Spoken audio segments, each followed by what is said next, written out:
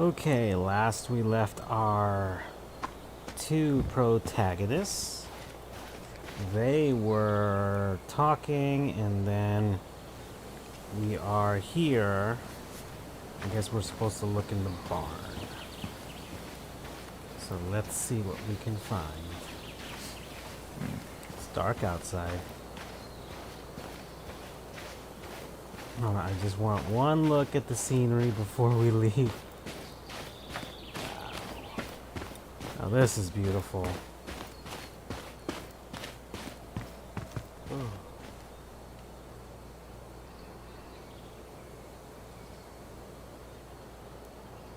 Okay, let's go.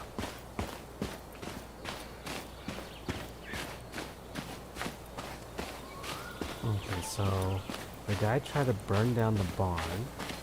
So now You we're want in to take here. another look at the picture? It might help. Okay, so now we're gonna look inside the... talk to the sister. So that's the photo. And we gotta find a way to get up into the loft, which is up there somewhere. What do you think is up there? I don't know. I'm trying not to speculate. My brain was going to some real dark places.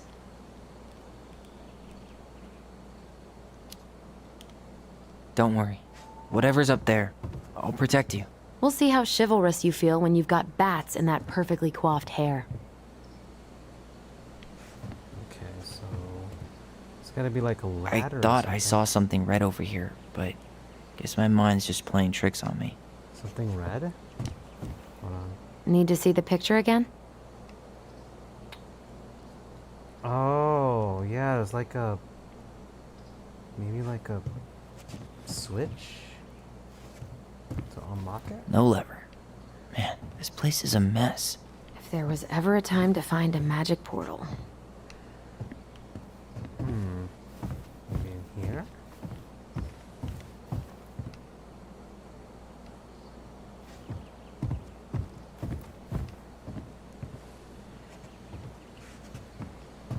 I mean, it's gotta be over here, right? Where the guy was sitting and they painted over it. The handle should be behind this.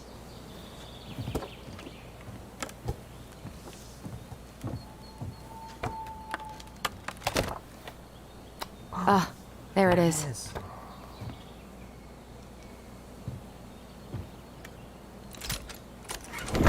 It's opening up.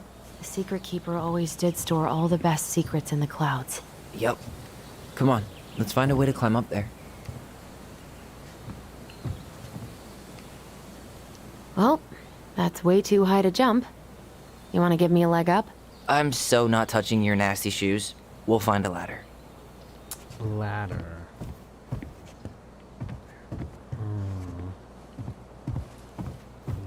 Where? Oh, there's a ladder.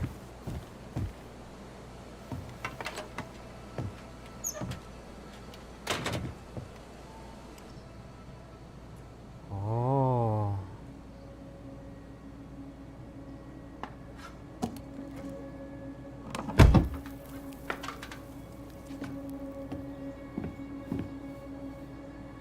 Can you see anything?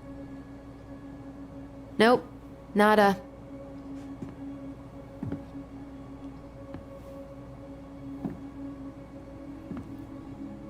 How does she not see all the stars and the moons?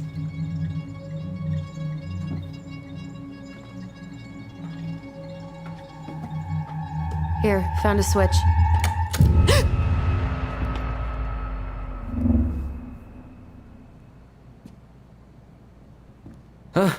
Holy shit. Well, that shaved a few years off my life.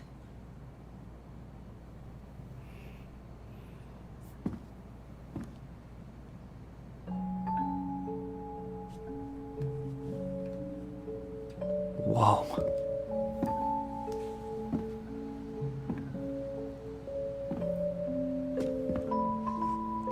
It's Her story. Look, she left us something. Oh, that made by her mom.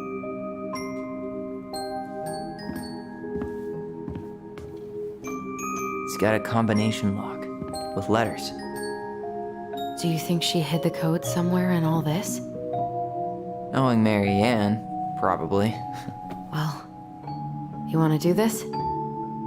Yeah, let's start here.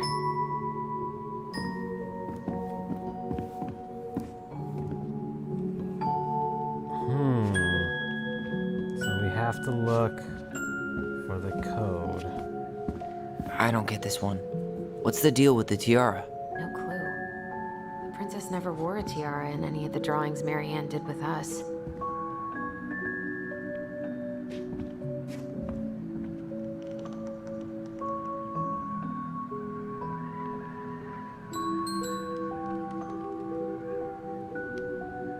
The wise princess goes in the big wooden house, of course.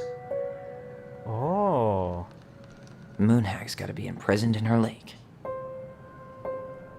Crafty goblins go here. That's the pious pelican spot. I'm missing two.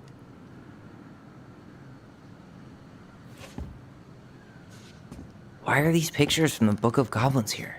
I don't know. We'll get to those later. Let's finish this one, okay? It seems like it's not doing anything. Maybe it's broken? Or maybe we just need to solve the puzzles in order. We're not done with the other one yet. Oh. It's a big giant puzzle.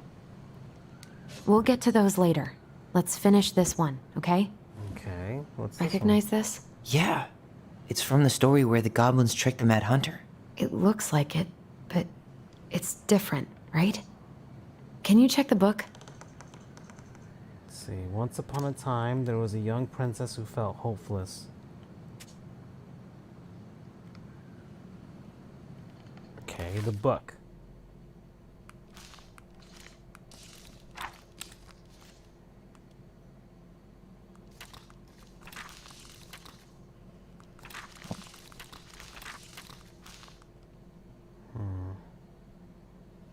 Okay, spot the differences. Spot the differences? But where?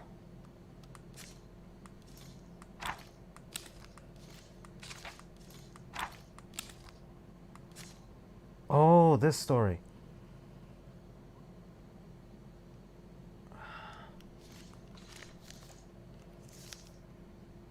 Okay, I see the two goblins, the trees.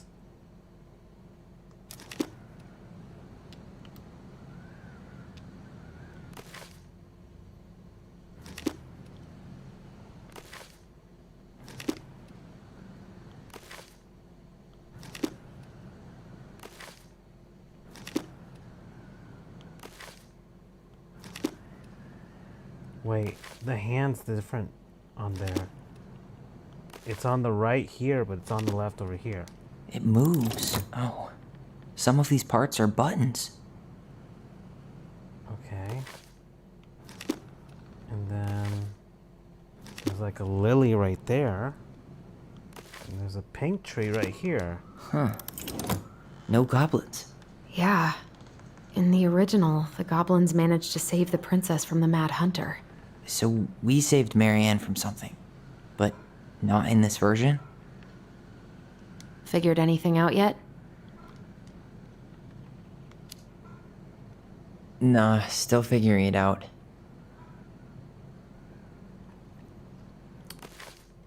Okay. I see the two flowers there. I think that thing's still smiling menacingly. The stars? Maybe?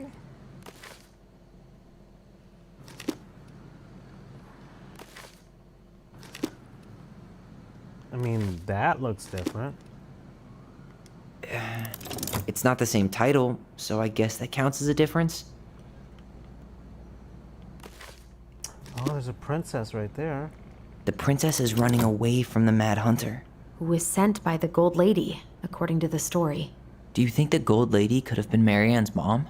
I mean, she always used to say she moved to the end of the world to get away from her family. Huh. Yeah, you're right. She ran away. Just like the princess is here.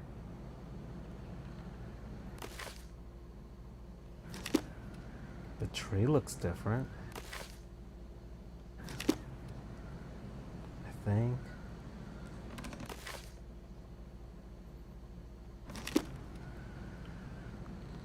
There's no castle. Why do you think she added that castle in the background? See the color of the flag? It could be her mother. That's it. Whoa. What's in there? Pictures, letters. Have you ever seen any of these? All the pictures of Marianne I've ever seen were the ones hanging on the walls. I can't believe she was a ballet dancer. Marianne. And a good one, too. God, that's so not her.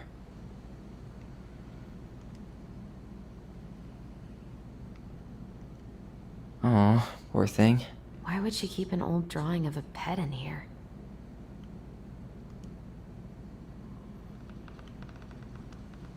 Wow, I don't think I've ever seen a picture of her that young. I think that's her mom in the background.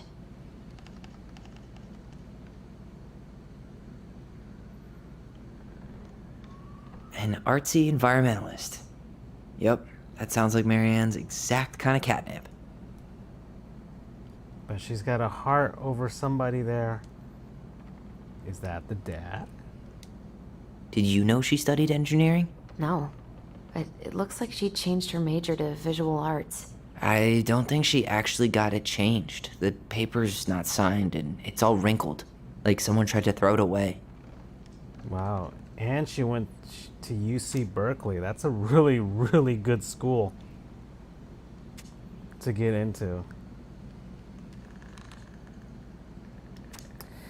Marianne, I can't do this anymore. You deserve better than cliche bullshit like it's not you, it's me, but the truth is, it's all just been too much to deal with, and I've realized I'm just not ready.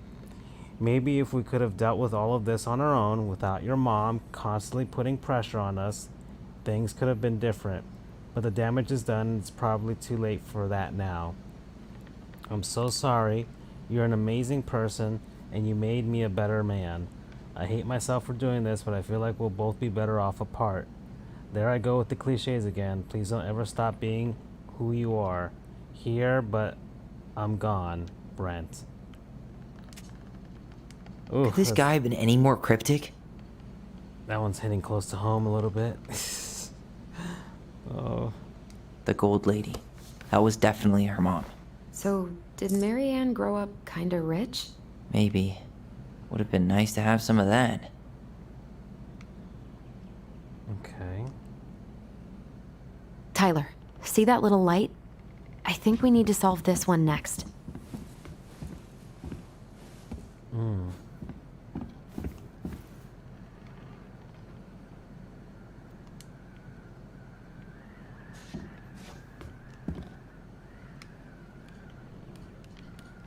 Gold Lady stays locked up in her castle.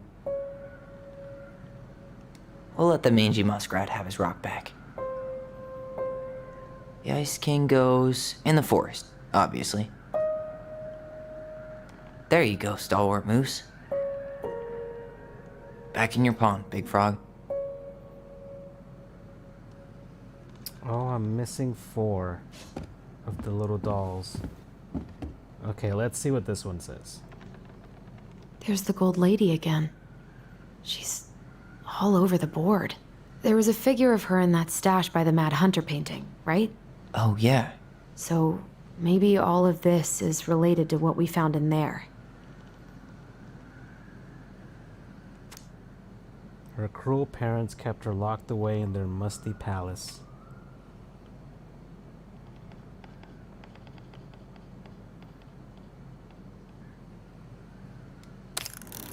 Hey, I can move the piece next to the Gold Lady.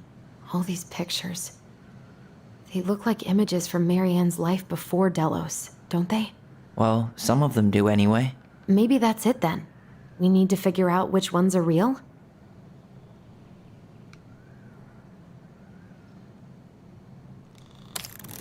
The princess dancing, playing violin, spinning wool. I guess this is stuff she did for fun? Notice how unhappy she looks in all these pictures? I don't think she was having any fun. The wise princess looks like she's trying to run away. And she's being watched by the gold lady.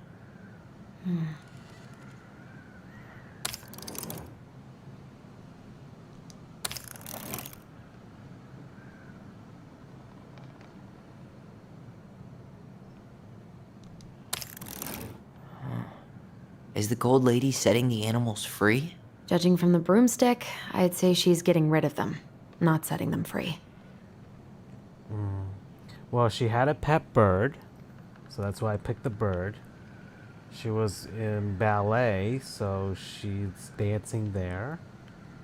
She liked the guy that was painting, so that's why I picked that one. And I think that one's law. I think maybe this one. Is that Did it? It's opening.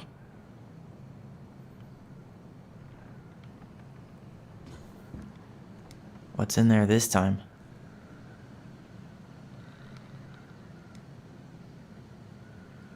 That's the house. Is that Carol? Yeah, and Sam. Look at him. He's so young and happy.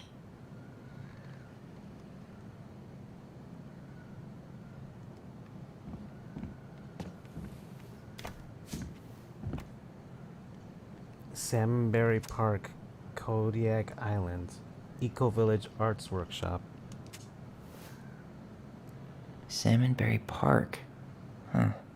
Is that some kind of commune? Looks like it. So weird to imagine her living in a community like that.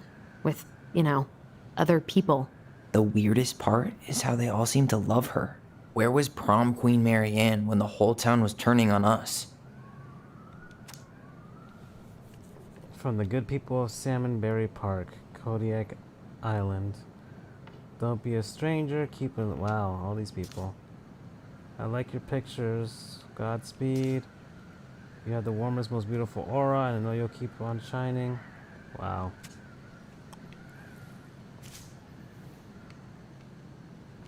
Wow. She worked for a watchmaker in Juneau before she moved to Delos.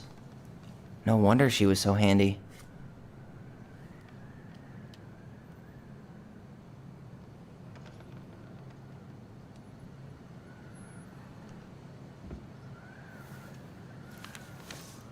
Her father. May 17th, 1996. Marianne, I hope this letter finds you, but since you didn't leave any contact information, I will have to send it to your aunt and hope for the best. I am writing to inform you that your mother passed away last week.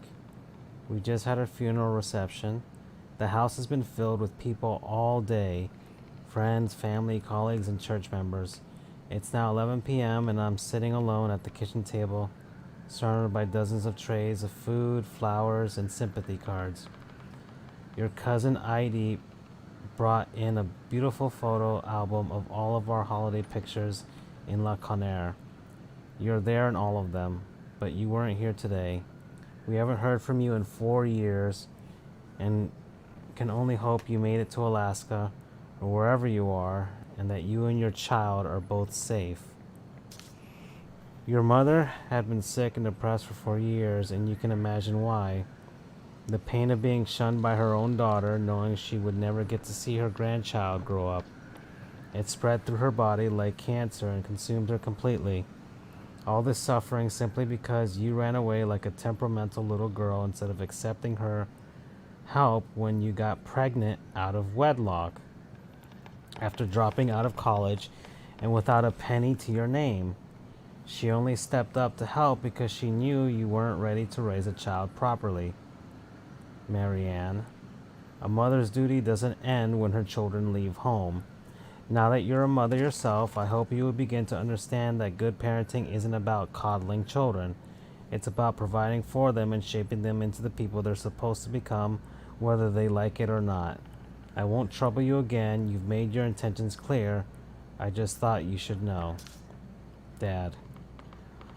Oh boy, that is rough. What the hell? Marianne was pregnant in 1992, before she even got here. Before us. So Do we have a might have long-lost sibling out there somewhere? It's possible, but she could have given it up or miscarried. Who knows? Yeah, you're right. Oh boy. Do you think we could track down her father? You mean the grandfather she never told us about? I don't think I want to. You're not at all excited about having more family. You saw the letter. I don't think we want any part of that. Fine. Let's keep digging.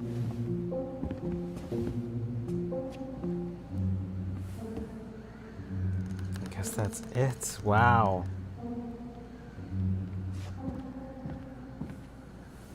This just lit up, so I think we're supposed to try this one next.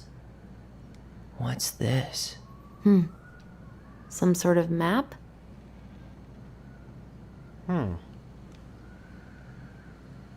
Okay.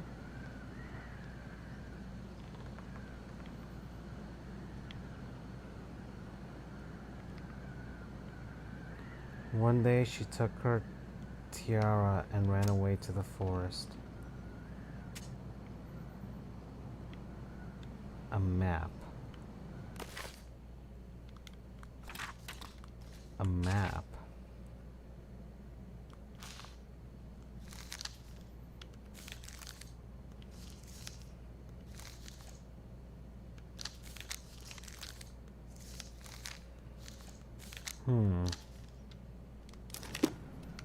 How does this work? Some sort of clock?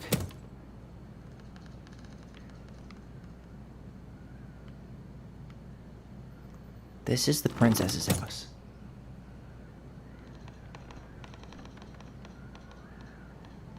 This looks like a dinner party with the old bear and the very old beaver. What's that plant thing on top?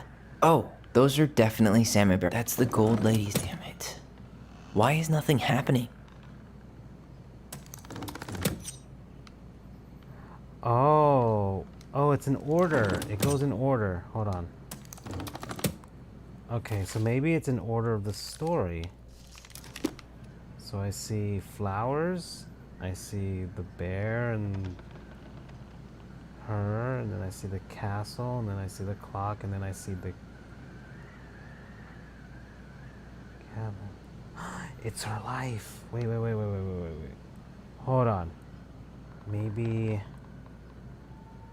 I'm pretty sure everything in the stash was That's dated. the gold lady's Why don't we castle. go take another look? And then...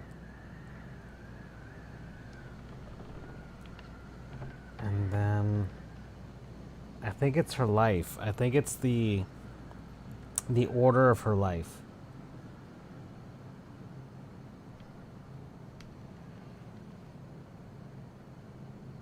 What's that plant thing on top? Oh, those are definitely salmonberry flowers. Hey, that degree in outdoor studies is paying off. Wait. Some sort of clock?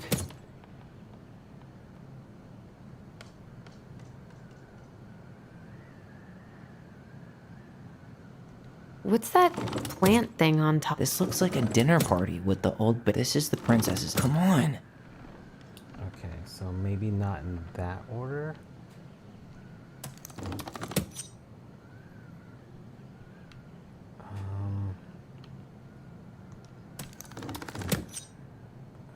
What's that plant thing on top? This looks like a dinner party with the old bear and the very old beaver. Some sort of clock? This is the princess's. Come on. You need help? Yeah, I'm stuck. Any ideas?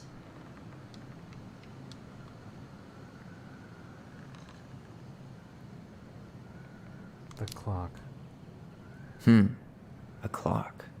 What do you think this is about? She had that watchmaking job in Juneau, right? So that was probably right before she moved to Delos. Oh, okay. Maybe. This looks like a dinner party with the old bear and the very old... What's that plant thing on top? Some sort of clock? This is the princess's... Come on! You need help? Yeah, I'm stuck. Any ideas? Flowers. What's up with the salmonberry flowers? I think those probably represent the commune she stayed at after she moved out. So maybe.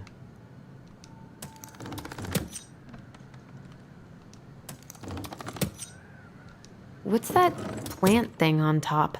This looks like a dinner party with the old bear and some sort of clock. This is the princess's... Come on! You need help? Yeah, I'm stuck. Any ideas?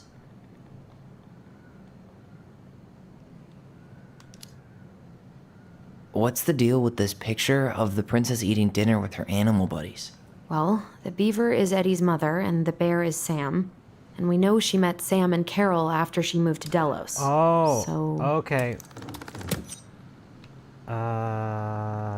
Some sort of clock? This is the princess's house. This looks like a dinner party with the old bear and the very old beaver. Yes. What's in there? Another letter? Yep. The princess's loss. Is this from the Book of Goblins? Not that I know of. The princess's lost. Sure looks like it could be. Once upon a time, in an ancient and deep forest, there lived a wise princess in a big wooden house. She had made it through the woods and to that house with nothing left but the clothes on her back and a single item from her old life, a splendid tiara. She lost almost everything in her desperate flight from the mad hunter. The trees tore the rucksack from her back and shredded her dress and left a pattern of red welts on her skin. But through it all, she clutched the tiara close to her chest, fearing any misstep could cause it to fall from her arms and break. The tiara had its own spot in the big wooden house, a pillow near the window where sun would catch on its surface to shine and wink. The princess could stare for hours at the tiara, marveling in its beauty and running her thumb down its curves. Every morning she would wake and she would tend to it, polishing its every surface to be sure it shone as brightly as it possibly could. Then she would pluck it up, place it upon her head, and walk the woods, feeling somehow more complete. Because what, after all, was a princess without a crown? Every night she would place it upon its pillow, give it a quick kiss, and go to bed. On her way, she would pause and glance back to be sure it was still with her, or still there. She hated to be separated from it, but she knew it was safest on the pillow while she slept.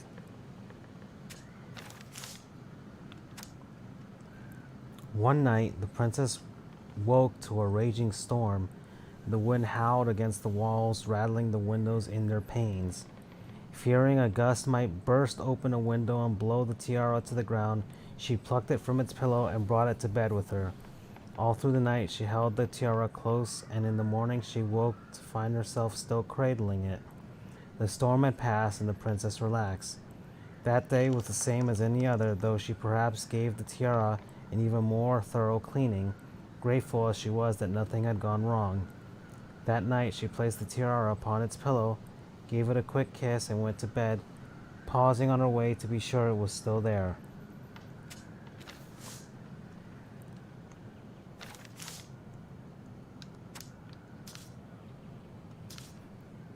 In the morning, she woke and sensed immediately that something was wrong. In the living room, the tiara lay upon the ground, broken, dull, and faded. Nothing else in the room had changed. The pillow was exactly where she had left it.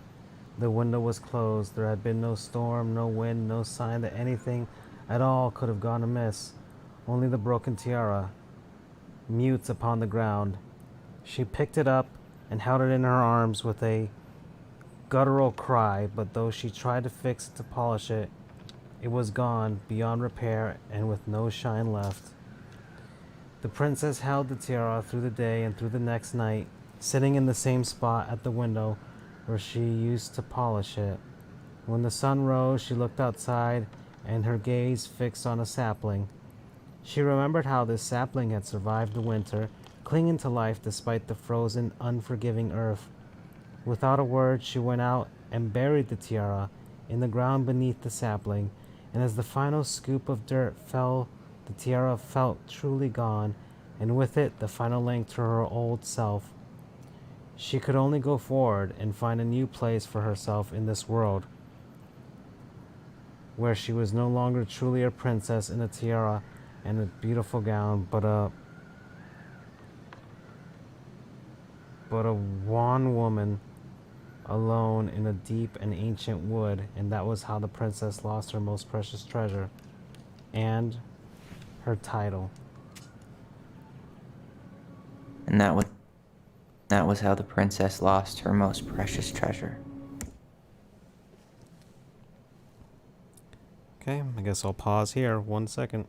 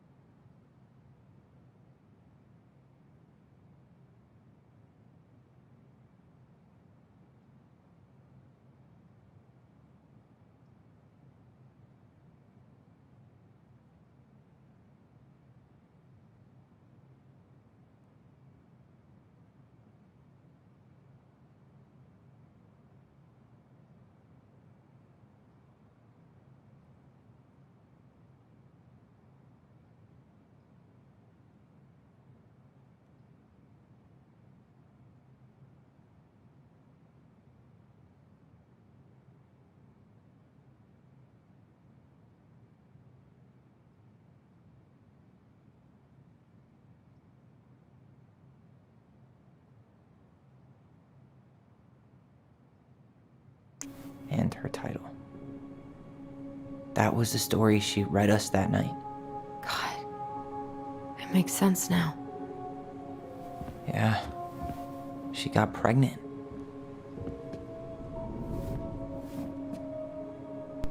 Okay, we are back now. She ran away to start a new life.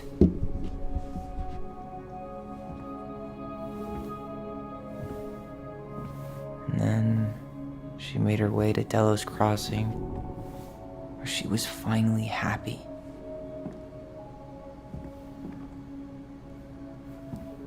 But then the baby died.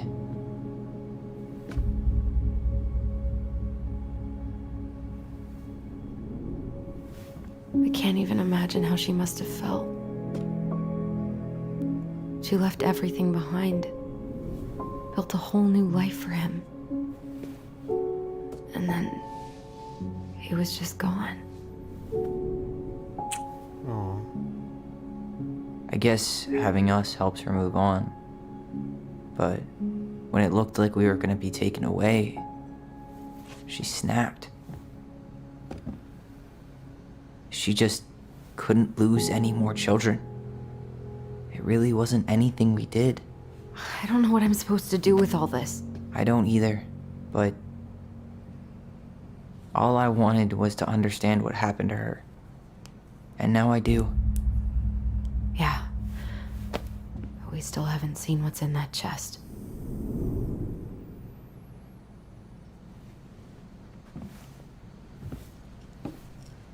Okay, so how do we open it? Okay, so I think it goes with these symbols. Looks like an O, an L, and an E. O-L-E, like Olay. All right, should be easy enough.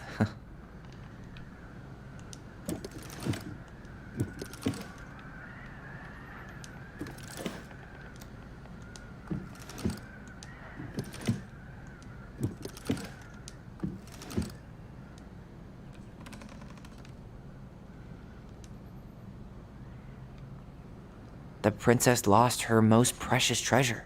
That's why it all happened. I still can't wrap my head around it. All right, should be easy enough. I thought I did it. O-L-E. Or maybe it's a name. Maybe Leo? Leo's a name.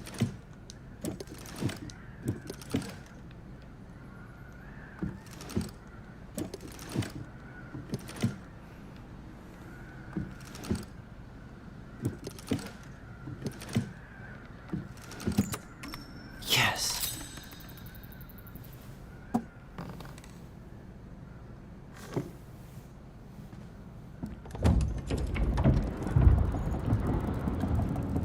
Oh.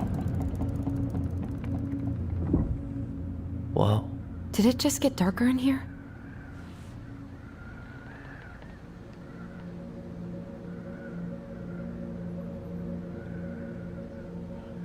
A baby blanket? Ollie. She noticed. I was her son. Allison and Ollie. We write stories to understand and be understood. But what good is a story without a first act? I'm sorry I kept mine from you for so long. All my love, goblins. Why does she have a photo of that tree locked in here?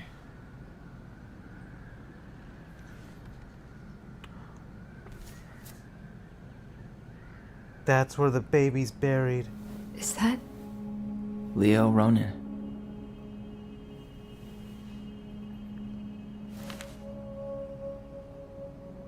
Why didn't she tell us about him? Why didn't she tell us any of this? I mean, it's fucking terrible. That's why. Allie, did we do the right thing opening this? We did. It's better we know what happened, even if it's hard. And there's one more thing we need to see. Are you sure? Yes.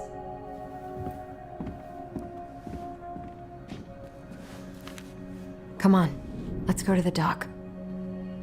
It's It's time to finish this.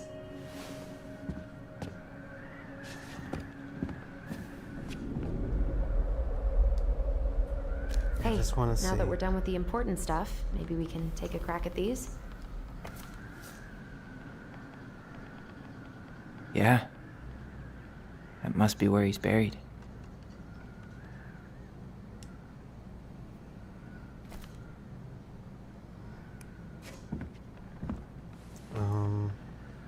The crafty goblin's loot. That's from The Princess and the Two Thieves. I drew the original. And I distinctly remember drawing that cake, which is arguably the best part of that illustration. All right, Picasso. And you probably remember what the goblins stole in that story, huh? What did they steal in that story?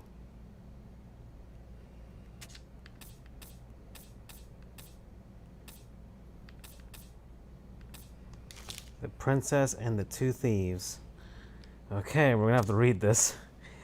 Once upon a time, in an ancient deep forest, there lived a wise princess in a big wooden house. The house was built from a strong wind, and it kept the horses warm and safe. The princess was not a native of the forest, but she never spoke about where she had came from, for it made her cry. She did not have many friends, but that was how she liked it. The forest was big and deep, and many paths alone led to her house, but not many visitors passed by. The princess was happy to be left alone in the big house in the deep forest. She knew that the forest would provide for her, but its generosity had to be respected, so she only took what she needed. And for a long time, life was just fine for the princess in the big wooden house.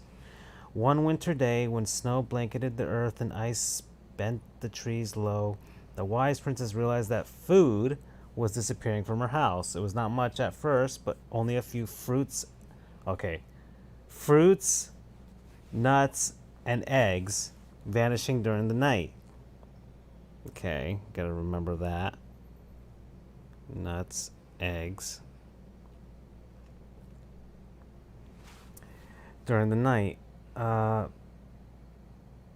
Maybe it's the birds, she said, or the mice, and for a time the princess was okay with losing some food, for the winter was long and little creatures needed to eat too.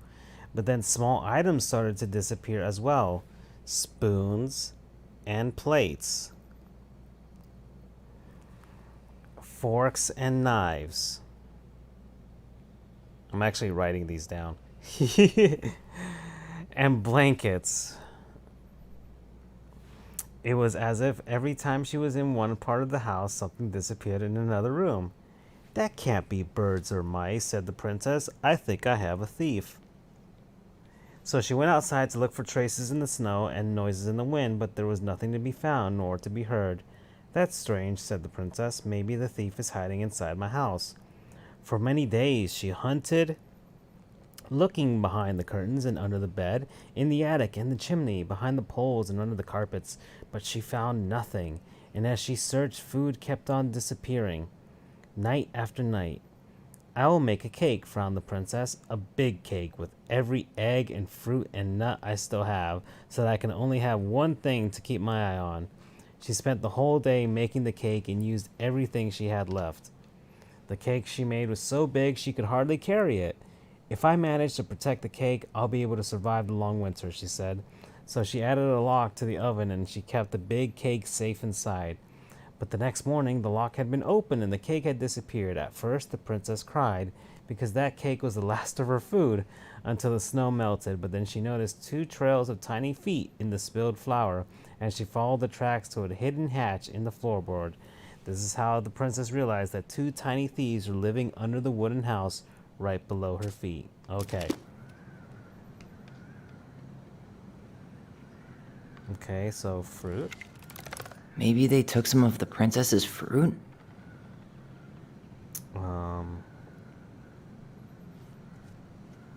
Spoon. What if they took some spoons?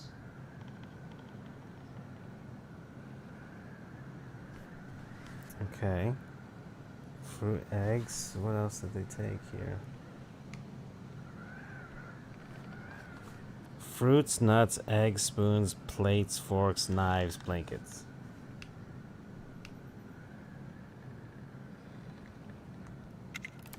Did they steal candy? No, I didn't steal candy in the Maybe store. not. Some flour for the cake, maybe? Or not. Didn't they take some of the princess's clothes? Maybe not.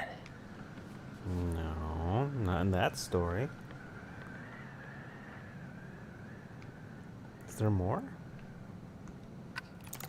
I'm pretty sure they stole some eggs. Okay. Ah, That's here we it. go. I always wondered where that drawing went. She said it was her favorite, and then one day it just disappeared.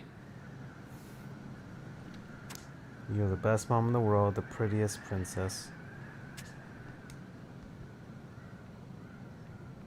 Okay.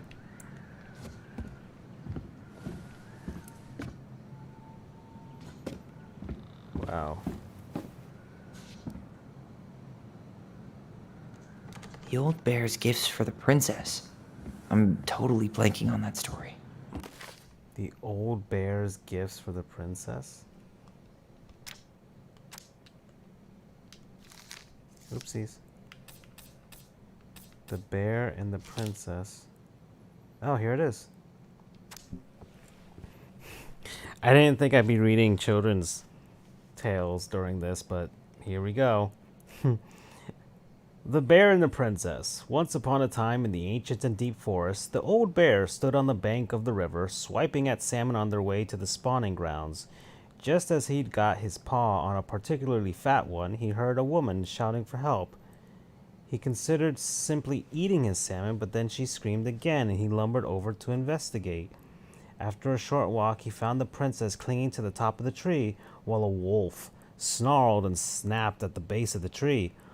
Old Bear would normally not get in the middle of such a situation.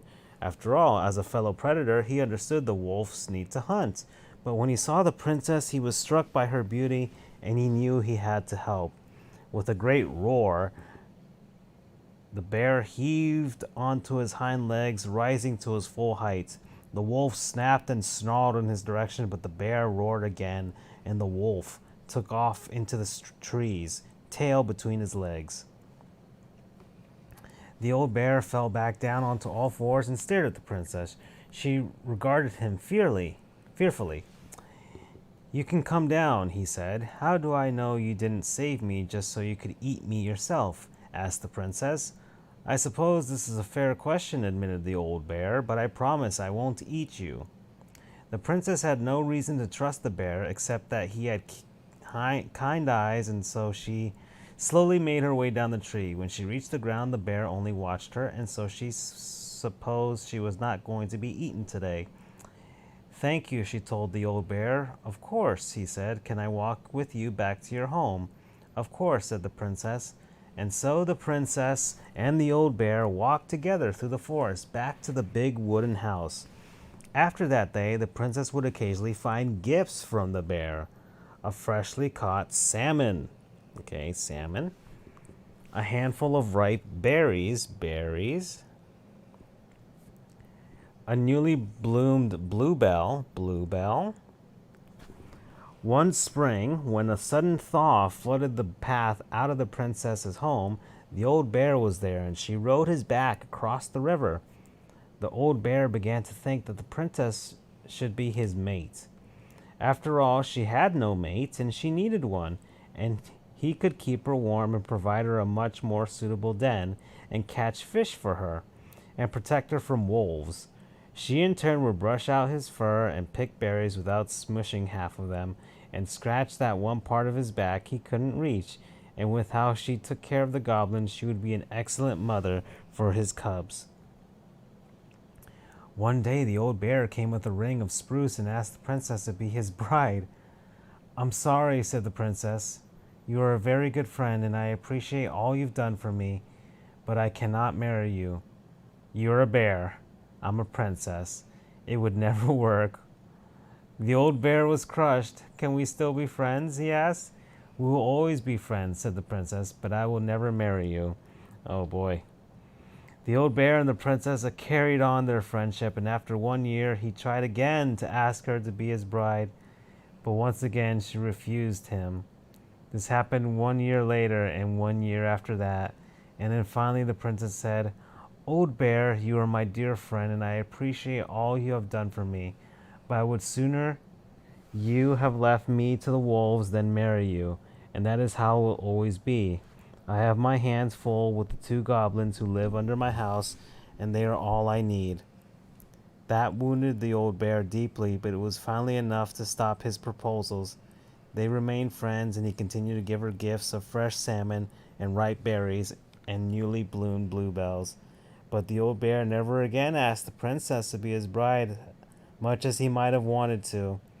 And that is how the princess befriended the old bear, and how she refused him. Oh, poor Sam. What did he give her again? Why don't we open up the book and check? Fresh caught salmon? Yes. A newly bloomed bluebell? Yes. Some roses, maybe? No. Wait. A handful of ripe berries? There we go. Nice. There. Man, he had it bad. Just couldn't let go. Oh, it's from Sam. Sorry for the note under the door like a prison inmate. Come on. You okay? I stopped by and rang a couple times this week, but you didn't answer. I could see the light in the hayloft, so I figured you were in, but didn't want to talk. I hope I didn't ruin everything. I know I probably came on kind of strong, but the thing is, I don't know how to talk to a woman like you. You are strong and kind, and you know so much, it's hard for me to know how to keep up. I guess all that went to my head. But I want you to know I got the message, and I'm going to get out of your hair now, and there doesn't need to be any bad feelings. We can pass in the street and say hello or not. It's okay. P.S. I noticed your car was leaking, so I put some sealant in there. You might need to take it to the shop, though. Let me know if you want me to come with you, because sometimes these guys try to rip you off. If not, no big deal. Sam. Poor Sam. I know how he feels.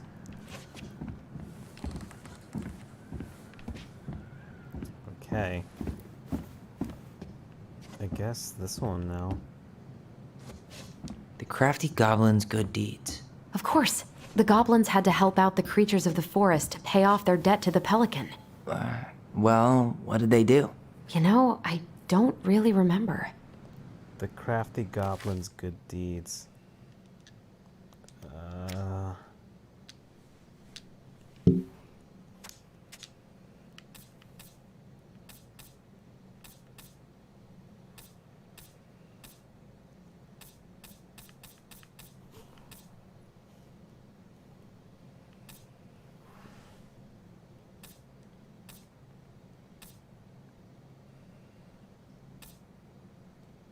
Oh, this one. Ah, that's it.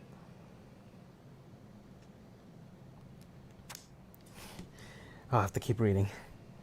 Once upon a time, in a deep and ancient forest, there lived a pair of crafty goblins in a cave below a big wooden house. They lived with a wise princess who shared as much food with them as she was able, but it was never quite enough. This left the goblins hungry, very hungry, always hungry. One day, as they were out foraging for food, the pious pelican landed on a rock and dumped a smorgasbord from her beak, which the goblins knew was magic and never emptied. There were king crabs in red, blue, gold, and scarlet, veiny blue shrimp, pink shelled scallops, oblong brown clams, purple spiny urchins, and even one prickly red sea cucumber. The food just kept coming. They watched as the pelican ate one clam and then took a nap. Do you think she would mind if we took just a little? Asked one goblin to the other. Her beak never empties. She won't possibly miss a couple of crabs, said the second, licking her lips. They were agreed, and they crept over, filched some crabs, and ran. The goblins scarfed the crabs, but when they finished, they found that they were still hungry. She won't miss a handful of shrimp, said one goblin to the other. The goblins scarfed the shrimp, but when they finished, they found out that they were still hungry. Maybe also a few scallops, said one goblin to the other. The goblins scarfed the scallops, but when they were finished, they found out they were still hungry. So they went back for clams, and then urchins, and finally even the sea cucumber. Finally, they were not hungry. But there was also nothing left. Just then, the pelican woke up. "What happened to my food?" she asked. Unable to lie about it, the goblins confessed their crime. The pelican was dismayed, but she was a charitable-hearted bird, and she could tell the crafty goblins were growing little creatures. "Goblins," said the pious pelican, "I will share my food with you, but you must, in return, follow my example and be as generous with others as I am with you. Take that to heart, and I will have considered your debt paid." "But we have nothing to give," said the goblins. "You have your nimble hands and your crafty brains and your loving heart," said the pelican. The crafty goblins realized how much they had to give, and for the rest of the day, they looked for ways to help the other creatures of the forest. Okay, here we go. They found the stalwart moose struggling with an itchy, hard-to-reach spot. So, scratched moose, I guess. Scratched moose.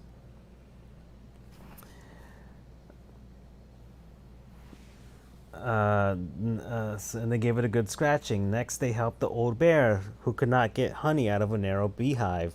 They climbed to the top of the tree with the hive and then dropped it, cracking it open. So, got honey. Finally, they found the princess crying over a loss she would not speak about. So they wrapped their little arms around her in a great big hug and stayed until she felt better. So they hugged the princess. And when they were done, they returned to the pious pelican. "Did it feel good being as generous as I am?" asked the pelican. "It did," said the goblins. "I'm glad," said the pelican. "We all have problems that we can't solve on our own, but if everyone goes about with generosity in their hearts, then there is always someone on hand to help. But we all must commit to do so, or there may be no one there to help you when you need it." This made sense to the goblins, and they thanked the pious pelican for her food and the lesson. Of course, by this time, they were hungry again, and that remained an ongoing problem until the day the stalwart moose taught them to fish, but that is another story. And that is how the pious pelican forgave the crafty goblins and how she taught them charity. Okay, so we gotta drop the beehive. They broke open the beehive for the bear. So the moose They gave the stalwart moose a good scratch on the back. and the muskrat. They had to give nuts to the muskrat. Wait, no they didn't. Oh no, they gave her a hug. That's Actually, I'm not sure. They hugged the princess when she was crying. Nailed it. Our lives would have been so different if their friendship hadn't gone to shit. The Pelican's Crossing is a specialty gift boutique located near the O'Shea Glacier, catering to Ghostono Channel tourists as well as Delos Crossing locals. We specialize in an assortment of high-quality products, from home accessories, handmade souvenirs, to personalized apparel, and locally made art. The Pelican Crossing will be the first store to act as a relay between the buzzing art and craft scene and customers. In addition to a wide array of novelty handcrafted products, the customer will enjoy friendly and knowledgeable customer service from Vecchi's store co-owner Tessa Vecchi and up-and-coming artist Marianne Ronan. This business plan is prepared to obtain financing the amount of $20,000 to purchase inventory and to help cover expenses in the first year of operations. In year one, the Pelican Crossing plans to break even, and in year two, we plan to generate a moderate profit. Working on the executive summary part of our business plan. What do you think, Tessa? Oh, they were gonna do a business together. Wow. Guess. The very old Beaver's repair list. That's the story where the princess's house gets damaged by a storm and the animals help her fix it. Yeah. What did they do to fix it again? Okay. So now we gotta find this story. The beaver fixes the house. There it is. Oh boy. Ah.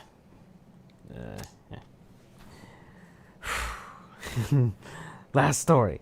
Once upon a time in an ancient deep forest, there was a wise princess in a big wooden house. One night, a particularly violent storm shook the house. It shook the shingles on the roof and the planks in the walls. It even shook the beams on which the house stood, blowing the whole thing near to the ground. The princess hid in a closet, fearing the house would come down on her as she slept.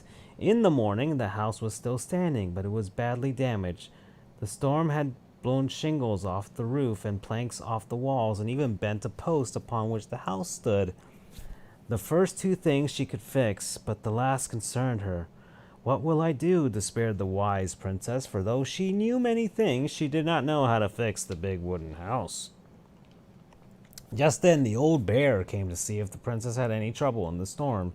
When he found her nailing planks back into place, he said, "Stop, princess, let me do that for you." "I'm happy to do it," said the princess, "but if you want to help with the roof, you may." When the pair were done with the roof and the walls, they examined the bent support post. Roof, walls, post?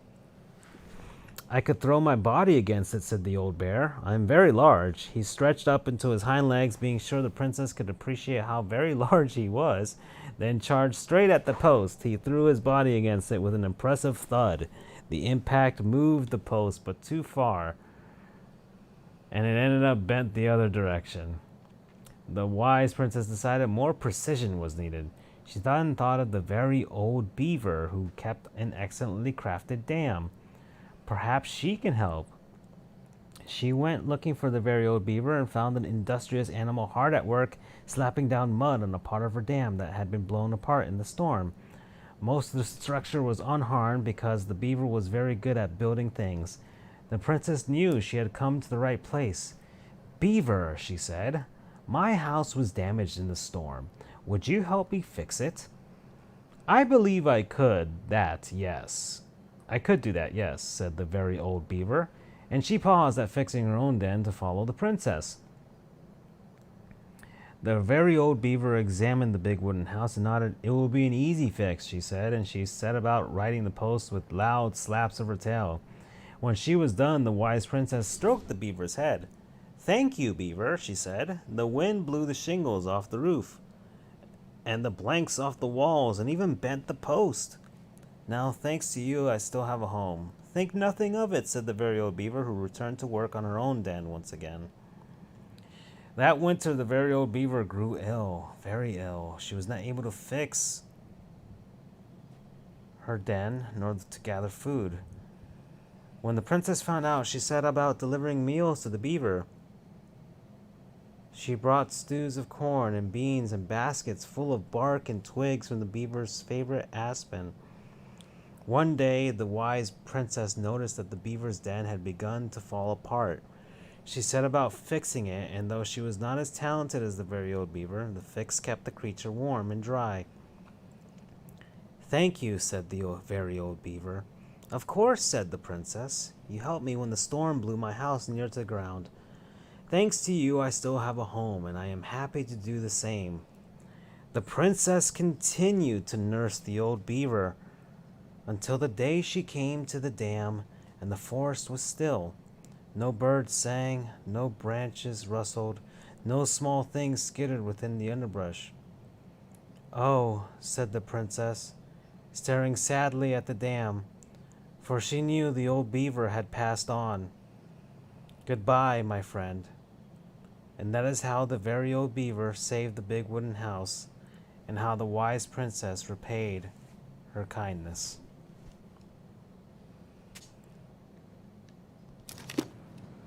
Okay, so the roof. She fixed the roof shingles. The wall. She fixed the planks that were blown off the walls. And the post. She slapped the post with her. All right. Okay. Damn. That must have been rough on Eddie. Yeah, he doesn't really like to talk about her.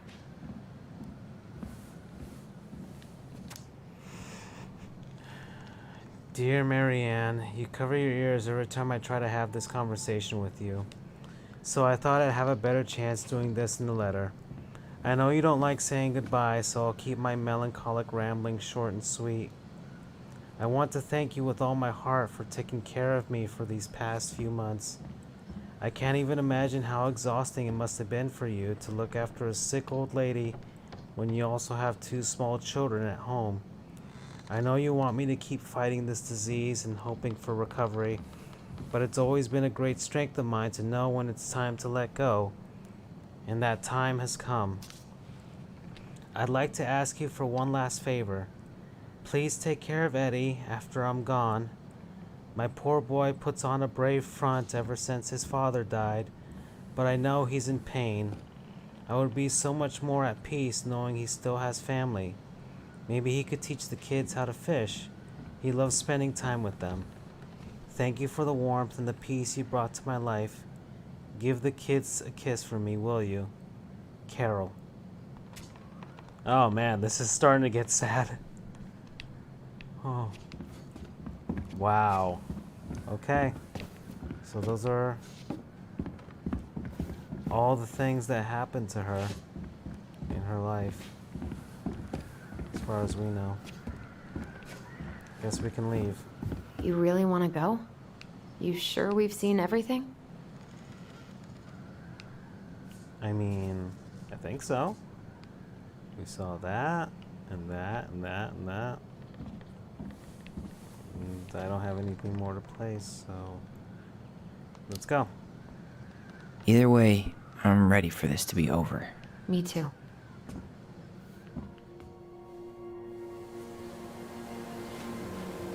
Okay, so we're finally outside, and I'm starting to get, like, I really want to find out what's going to happen next, so let's keep going. I am not tired now.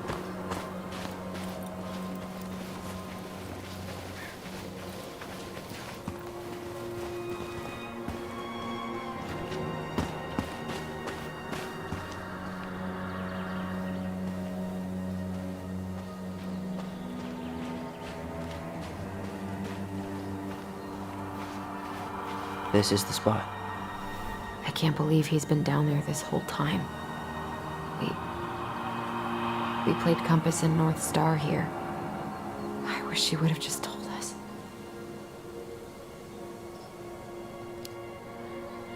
She tried to tell us, in her own Marianne kind of way. The stories.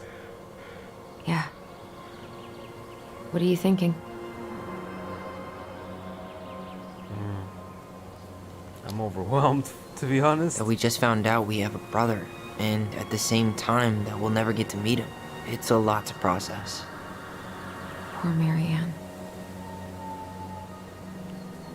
Come on. Let's keep going. Wow. So much has happened. It's time for us to figure out who Marianne was arguing with on the dock.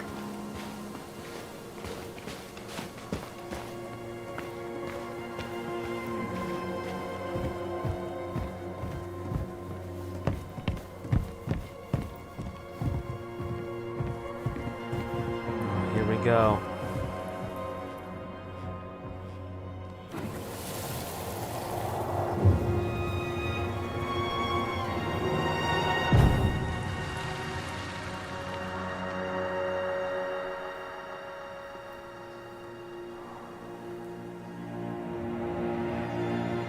Almost.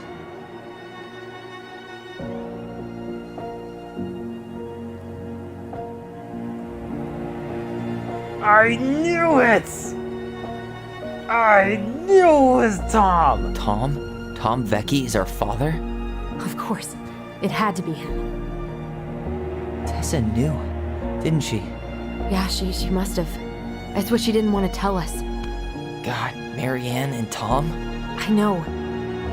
Ugh. What should we do now? Yeah, call him out here and make him tell us what was going on. And if he won't? We know his secret. He will. Tom? It's Allison. We need to talk. We know it was you. Ooh! Oh my! I figured it out. He's been way too quiet, way too innocent.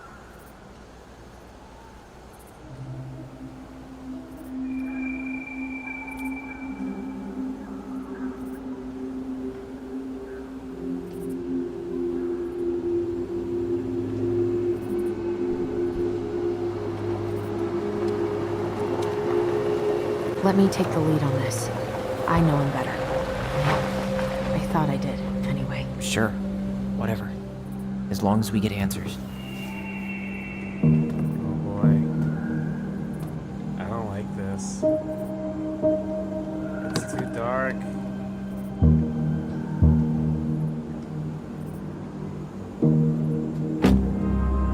Maybe try to burn it down. What if he tries to kill them?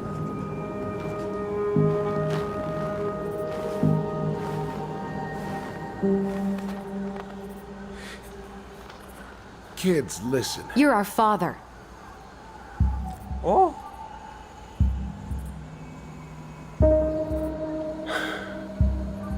Yes. You knew how bad it got out here. How little we had. Why didn't you help Marianne? You mean all the money she wanted? We didn't have anything to spare. Well, that winter was rough on everyone. You would have starved out here if not for all the free food we gave you. Don't act like you had anything to do with that. That was all Tessa. That's a cruel presumption, young man. Maybe it was Tessa's idea initially, but I supported it. And your mother was happy to live off our handouts. Ooh. Oh boy.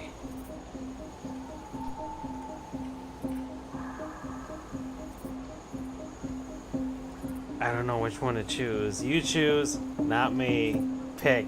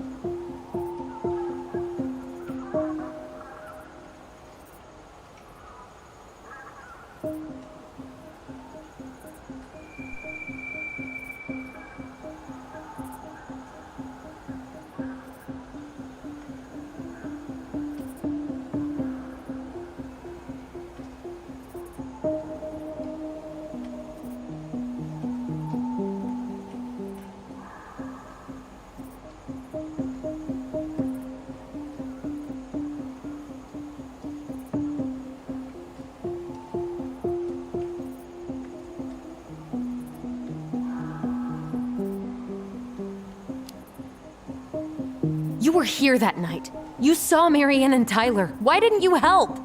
I know it wasn't my best moment, but she threatened my life. So you just decided to let her drown? I didn't decide anything. Everything happened so fast, I panicked.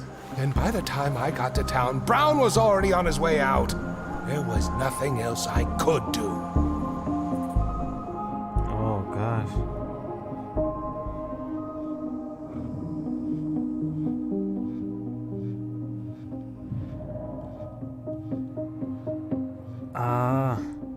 Now what?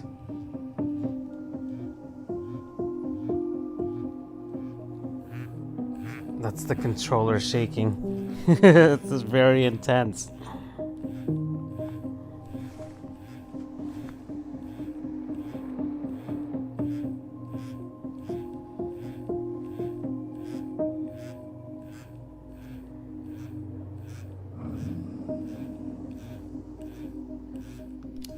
I'm gonna pick this one. You tried to burn down our barn and knocked Tyler unconscious. I never meant to hurt anybody. You weren't supposed to be home. Doesn't excuse the fact that you didn't even stop to help. What do you want me to say? I panicked. I was terrified that this whole thing was gonna blow up in my face. I had to do something.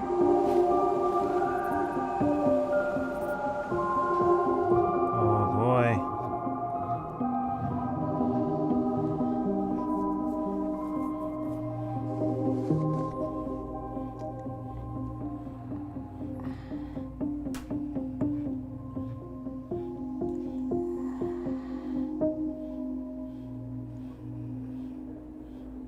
I guess I'll pick the barn. Hey, you hearing me? Yep, sorry. I'm trying really hard to keep myself from punching him in the face. He's not even the least bit sorry for what he did. He could have seriously hurt you. Yeah, he's just a fucking coward.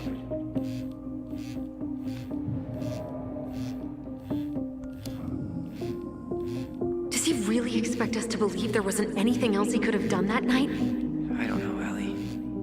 I'd rather not think about it.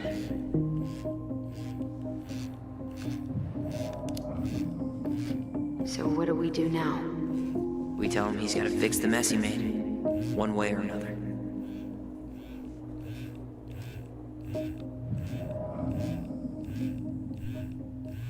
Okay. You failed us, Tom. You need to make it right. I'll do whatever you want. As long as none of this gets out. Excuse me? You want me to pay for my mistakes? Fine. But please, Tessa can't know. This'd kill her. Tessa already knows, Tom. No. That's impossible. It never occurred to you the reason Tessa cut Marianne off was you? But she never said Goodness anything. gracious. Oh, Lord. You should try talking to your wife. Maybe if you had, we wouldn't be in this situation. And maybe Marianne wouldn't be dead. Oh, come on. You of all people should appreciate how troubled Marianne was. She was unhinged. Something like this would have happened sooner or later.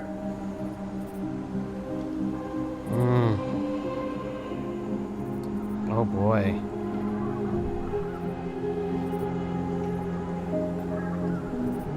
I think we should do why. That was convenient for you, huh? You preyed on her because she was vulnerable. And you knew you could always blame it on crazy Marianne Ronan if you got caught. It was nothing like that. Nothing at all. Your mother was a very pretty woman. And she'd been so many places and done so many things. The way I always thought I would have. I got caught up. Love made me a fool. Look, I made mistakes. But this will not go any further than the three of us. Why? We know. Tessa knows. Marianne's dead. There's no point in hiding it anymore. He's afraid it'll tank his campaign. That's Am I right. wrong? He's running for political office. Jesus, Tom. I've kept your secret all these years. I don't want to go spilling it, but I will if I have to. What? Yeah, your little story about self-defense. I've never told anyone how Marianne really died. That night, I came out here because I was worried about your mother.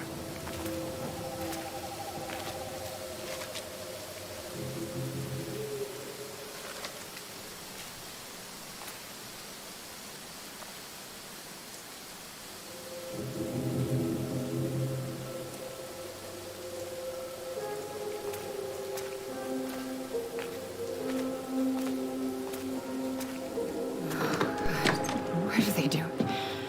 They made me do it. They made me do it. Why did they do it? This is his fault. This is his fault.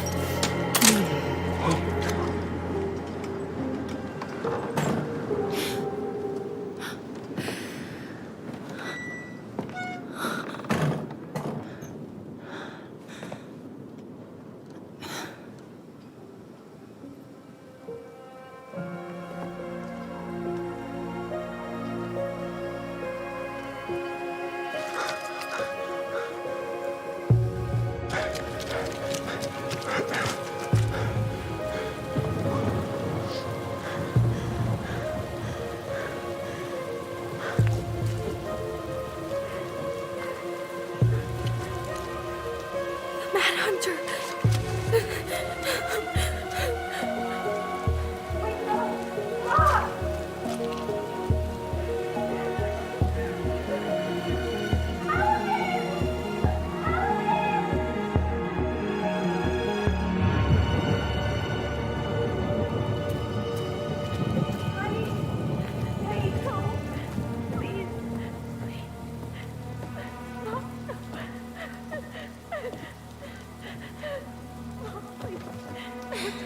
I'm not gonna hurt you.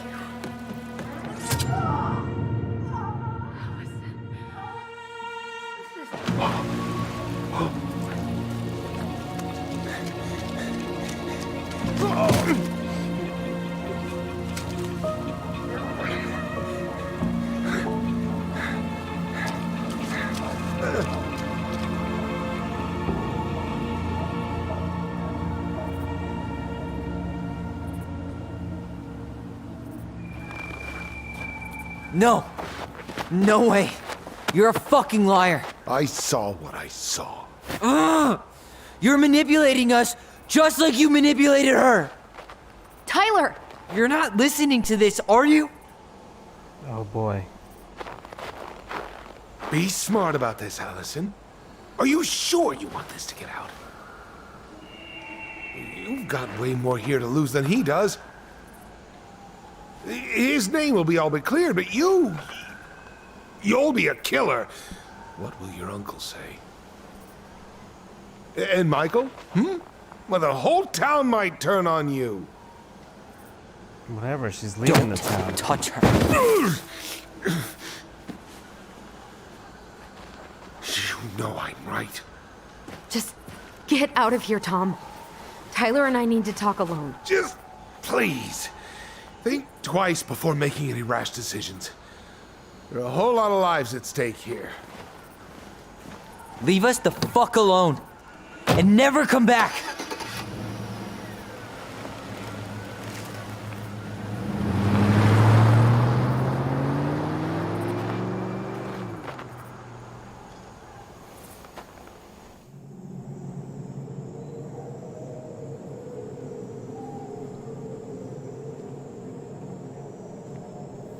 Allie, you okay? You didn't let that asshole get to you, did you? Did you? What if he's right? I've been having all these nightmares about that night, and they were a lot like how Tom said. And now, when I try to remember, That's all I can see. He's trying to mess with your head, and you're letting it work. No, it's more than that. Ever since we started digging, I haven't been able to shake this feeling like something's off. Something's off because he put this in your head. Don't let him get away with it. He might not be lying. We keep getting things mixed up. We remember totally different versions of the past. Those are just details. This isn't that. She was going to kill me. I'm not so sure anymore, Tyler. Oh.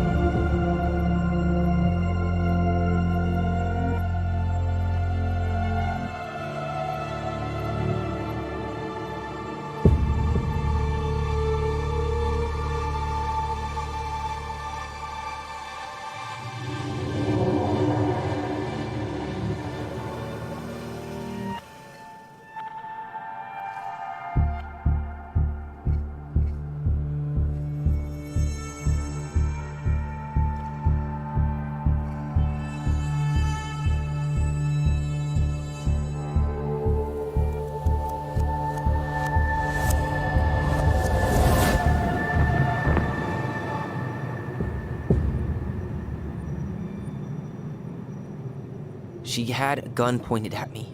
She chased me. She said she was going to kill me.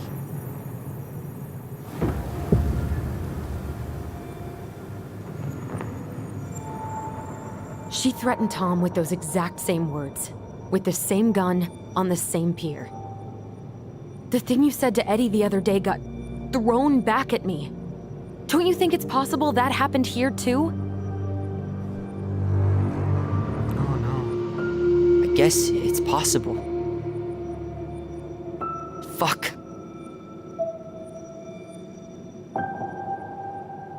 I don't know. And we're never gonna know the truth, are we? Because the second you walk away from something, that's it. Yeah. I guess at this point, you just have to decide what you believe. Me? Yeah. You need to start dealing, Allie. And that means coming to terms with whatever version of the past feels the most true to you. No more running. Whatever you choose, you gotta live with it, okay?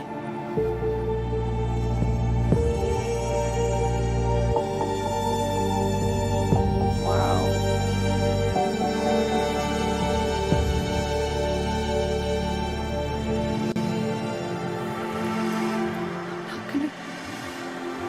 I'm going to hurt you.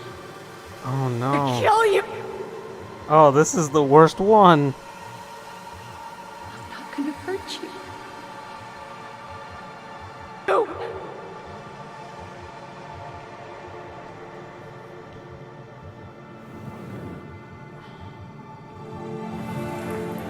I'm going to kill you. I'm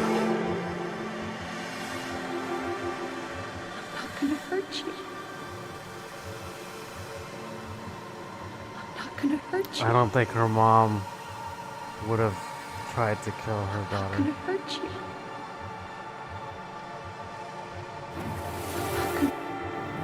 I'm gonna go with this one.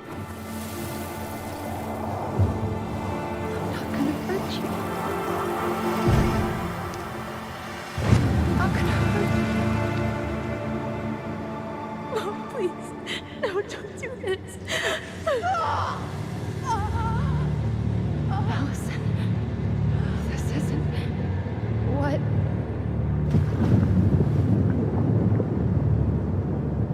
She was going to kill herself. Just herself.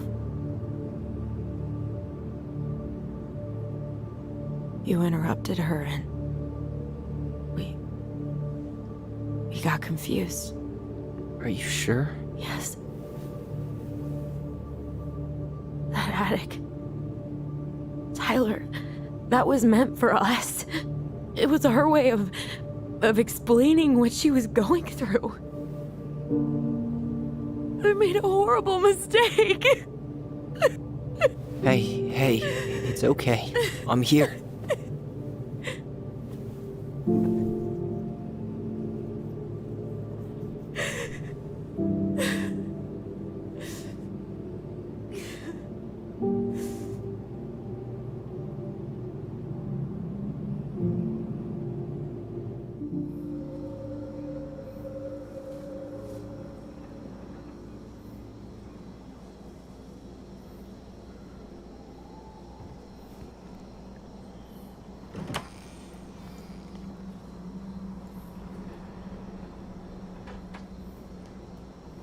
Hey, peep what I just found downstairs. What do you think? Will it have aged well, or just gone bad?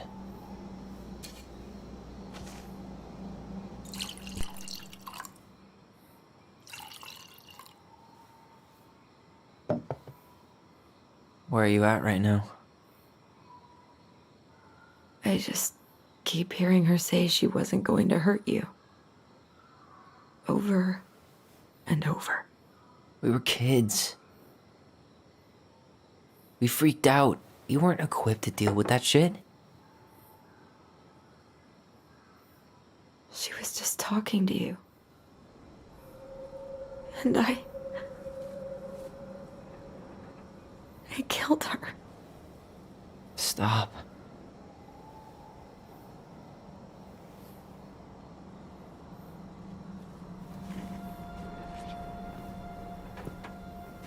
I don't want to use our voice again. Ever. What? Seriously? I don't know. But I want to stop feeling like this. And I think we'll be better off without it. This morning, I kept getting these horrible visions. Of you and Marianne and Eddie. Visions. Like our memories? Yeah, but different. It was all my worst thoughts brought to life. You were in my bedroom saying I abandoned you. Eddie called me a snake. I'm sorry. I should have been there for you. It's okay. I was the one who walked out. I can't let that happen again. I don't think it will. Something's been pushing us to find answers. And now we have them. Maybe I'm wrong. And if it stays bad, we can stop. But I really want to keep what makes us, us.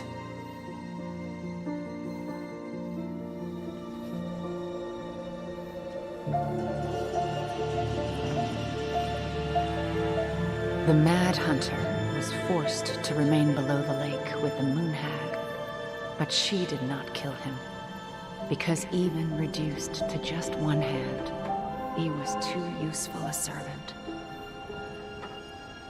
Lo, he plotted What do you the day think? he would emerge, Brothers and to sisters? once again hunt the wise princess and earn back his left hand. Always. And that is the story of how the crafty goblins rescued the wise princess from the Mad Hunter.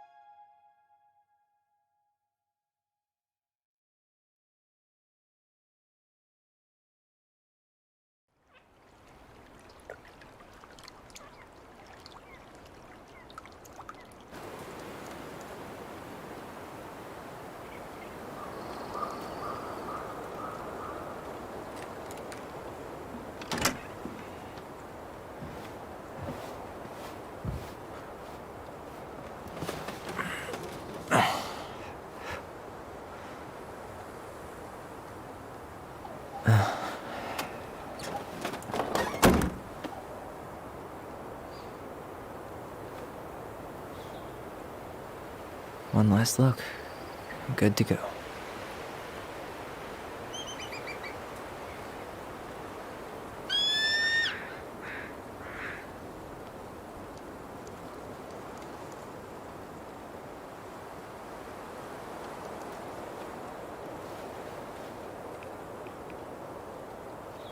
Hey, it's me. Hey, me.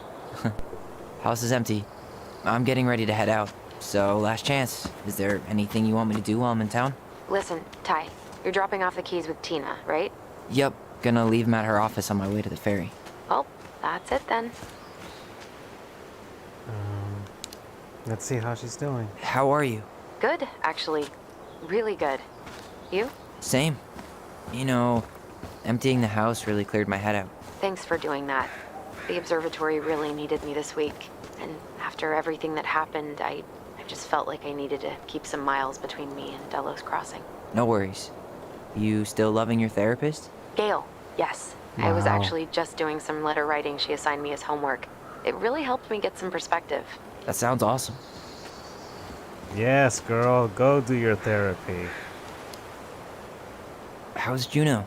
Big and full of people, even without tourists. Michael's been writing up rules for the apartment. I need your support against his whole food policy. Just refuse to sign anything until I get there. Okay? Okay, but you better hurry. If he gets his way, we'll only have one small shelf for junk food. What? Heresy. I'm gonna need like twice that just for snack cakes after my surgery next month. I know, right? This cannot stand.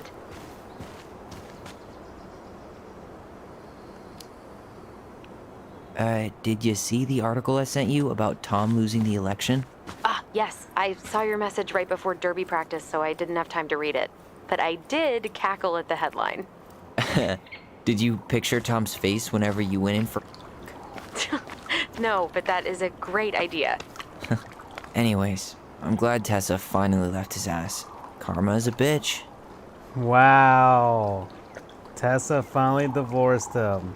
Good job. Wait, Did you see the no. article I sent you I about pressed the Tom wrong losing button. the election? Ah, yes. I saw your message right before derby practice, so I didn't have time to Wow, read this it. looks so But beautiful. I did cackle at the headline. Did you picture Tom's face whenever you went in for a block? No, but that is a great idea. Anyways, I'm glad Tessa finally left his ass. Karma is a bitch.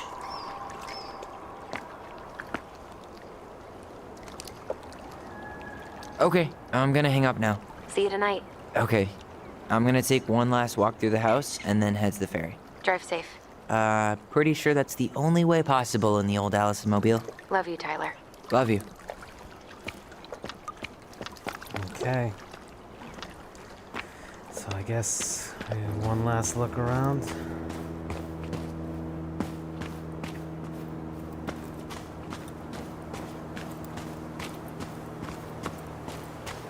If I decide to leave.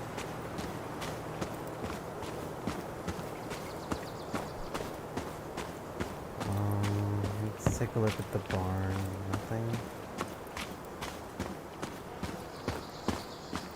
Everything's empty.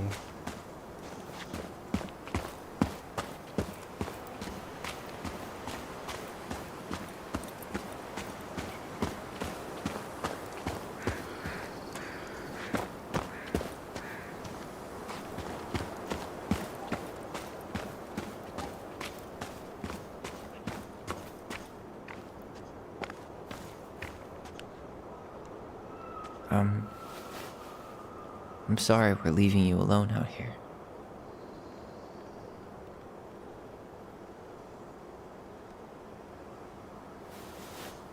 Bye, Leo. Aw.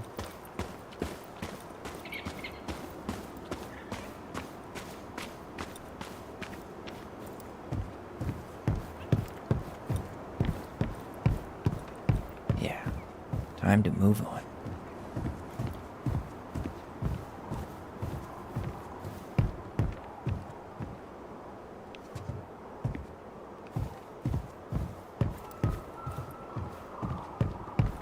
Okay.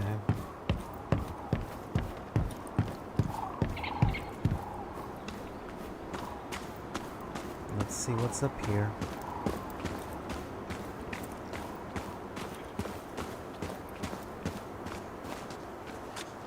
goblins out.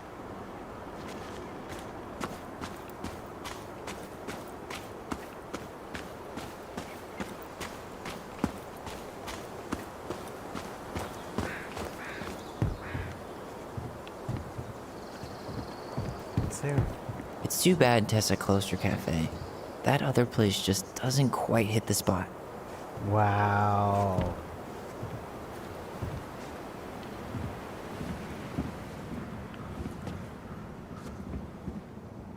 Sucks to suck, Thomas Anthony Fecky.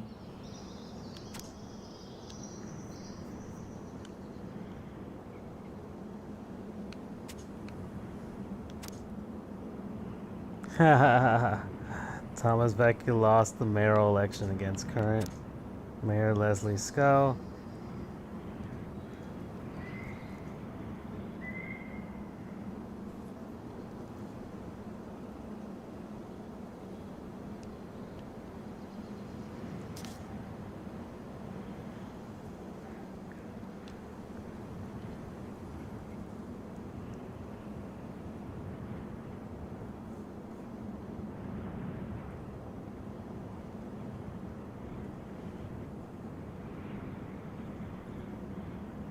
Wow. So Tessa closed the shop. Huh. Well, at least she finally dumped his ass.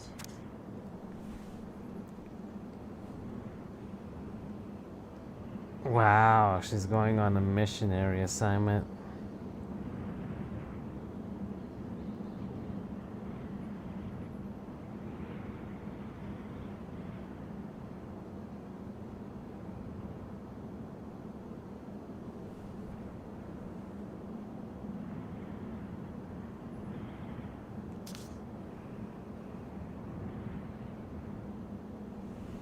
Wow. So she took her anger out on their mother. Even though her husband was the one that cheated on her.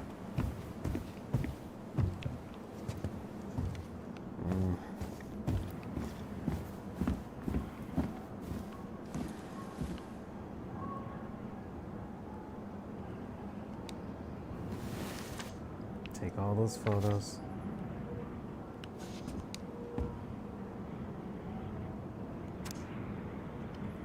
Is this? Who's that?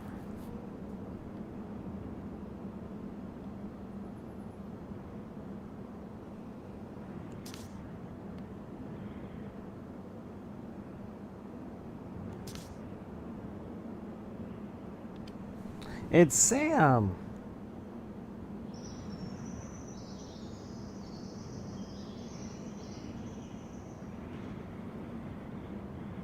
Oh, and he's getting help for his alcoholism.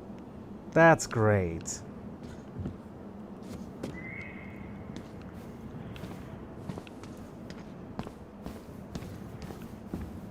Man, seeing it empty is so weird.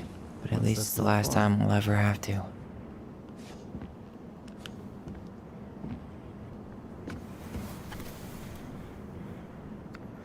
Another photo. Or a postcard. Oh, it turns winter into... I see. Interesting.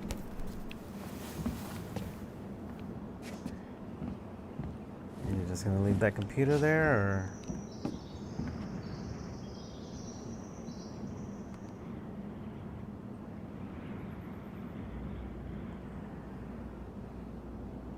Oh, the chat from Tyler and Michael.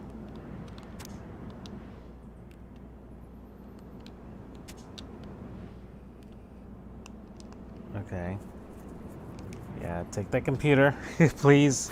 Don't forget that. That's expensive.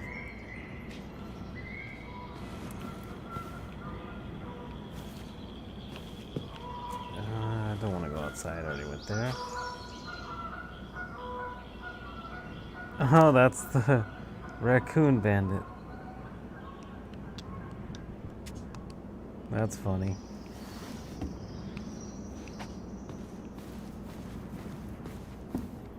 Okay, so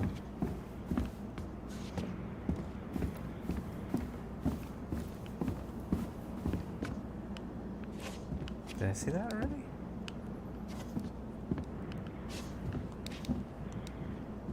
Oh, Juneau University.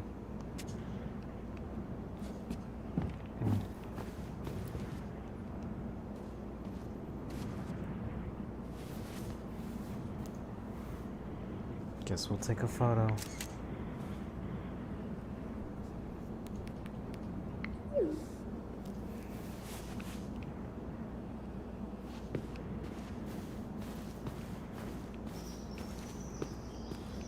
Okay, nothing else more.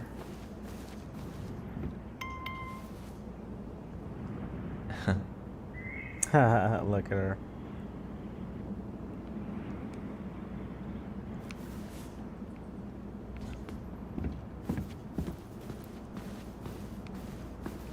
Anything left in here? Bathroom? No. I guess not. Upstairs.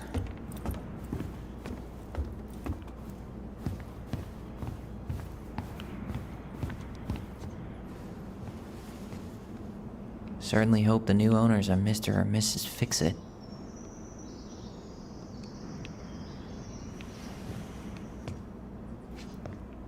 Okay. Over here.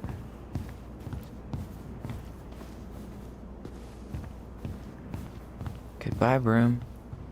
Goodbye, room. Goodbye, man on the moon? For posterity.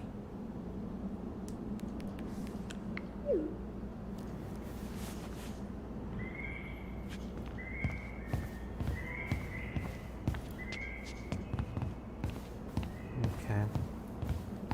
I guess that's all.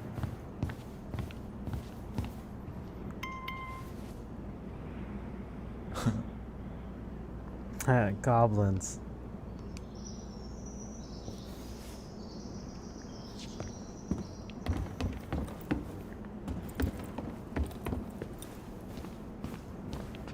Guess that's it. I saw that, I saw that, I saw those.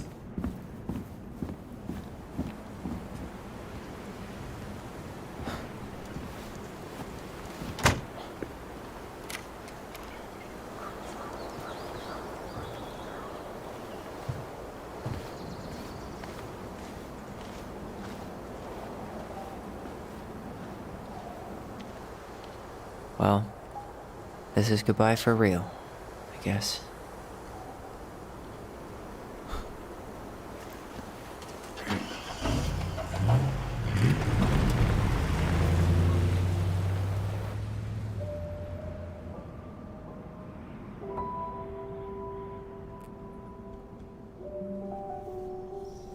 Hey, Aaron. It's Tyler Ronan. I thought I'd catch you on your break between sessions, but I guess you're going long with another rebel with too many causes.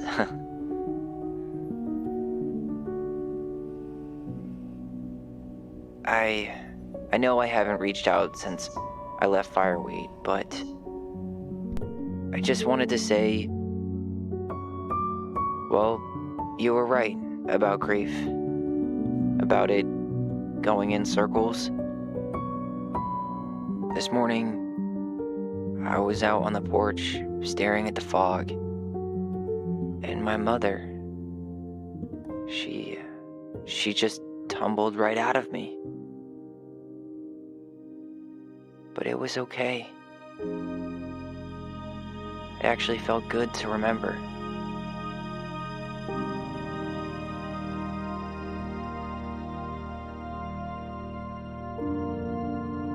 Anyway, give me a call back if you get a chance. I'll see you around. And thank you.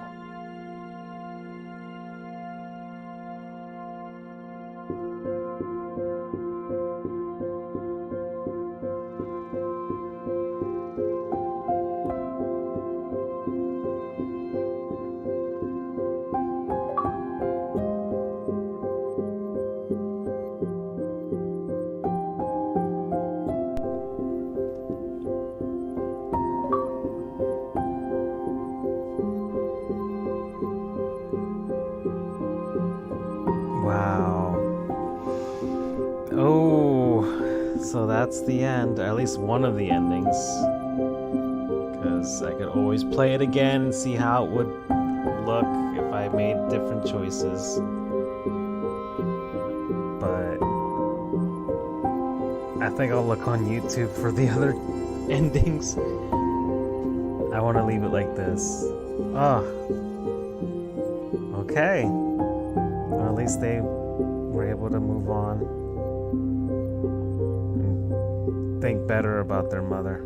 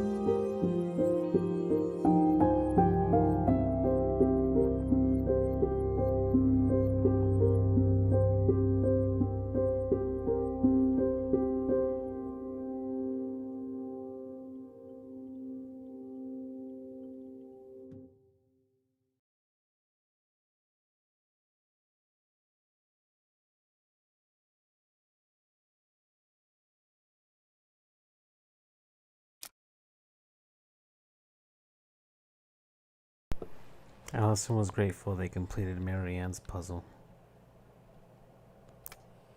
Allison was influenced by Tom's testimony. The twins trusted their bond and kept their voice. Eddie remained in the dark about Allison's responsibility in the murder. Sam lost his temper on Allison.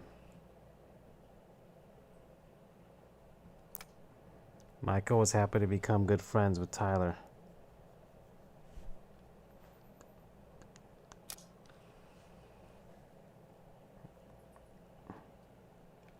If you know, wow. Wow.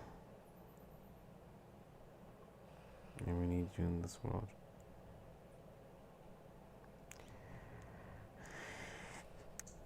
Huh.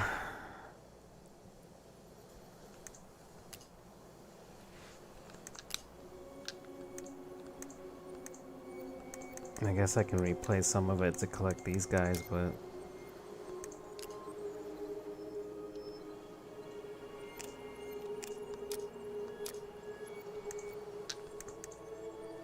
I can always play it again to do a different version of this story. But I guess I'm gonna end this now because it is late where I am. So I'm gonna turn this off.